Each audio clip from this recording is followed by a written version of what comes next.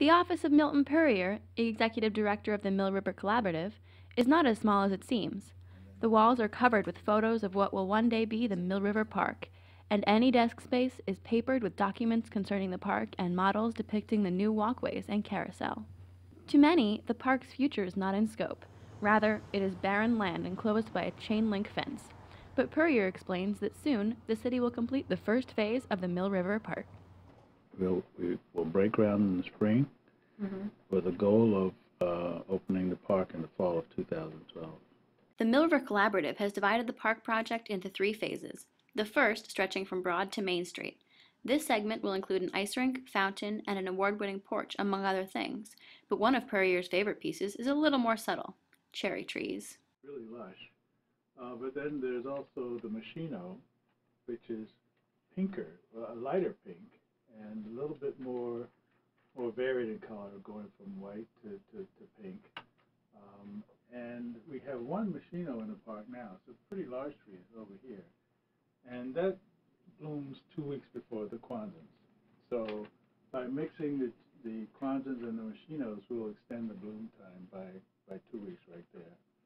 And then the third one, which is pretty exciting to me, is the Autumnalis, which blooms in the spring as well as in the fall. Puryear is passionate about the floral palette of the park. He explains how important it is to him that the plant life be designed just so. Well, it's working with a lot of different things. It's colors, textures, it's landscape, undulation of landscape, view carders, how you open up views as you walk along a path. All of a sudden there's a view opens up and closes up. Also things like as you go along a path, how your experience changes. At one point the vegetation is close, then it can open up, so you have different kinds of experiences. In the first section, the plant life will have a woodland feel. In the second, meadow. And the third, coastal. The plantings and the specially designed lighting is meant to keep pedestrians happy and the wildlife diverse.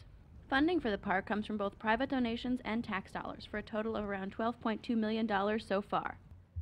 Puryear explains that the public funding is coming from a special taxation system, and the city of Stamford will make it back several-fold. For most people, would prefer to live facing a park where they can look out their window, or a river, or an ocean, or a lake. People pay 20 to 200% more for land that has that kind of amenity. People will pay similar premiums for apartments that are adjacent to the park. And developers recognize that, so getting the park built will lead to greater interest in developing the properties around the edges. Now, when you go from a 2-story detached house to a 10 or 13-story condominium, you've got a lot more value and a lot more real estate tax revenue. And you're bringing in a lot more income, residential income to the area, and that means a lot more retail expenditure. And that's also tax revenue. So basically, it's an economic engine, it's an economic development vehicle. But there have been concerns from Stamford residents about property costs going up with all the new development. David Corris, Vice President for Regional Plan Associations in Connecticut, explains that the city is working towards allocating zoning for affordable housing. Now, the challenge is making sure that as you're making these public sector investments that kind of raise all boats in the community, that you're providing the mechanism to ensure that some affordability is maintained.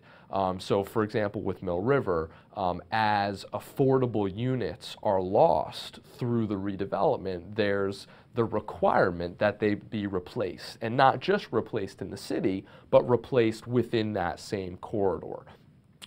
So the incentive zoning is, the inclusionary zoning is the mechanism whereby Stamford has done this to prevent gentrification, to prevent new development displacing the existing population.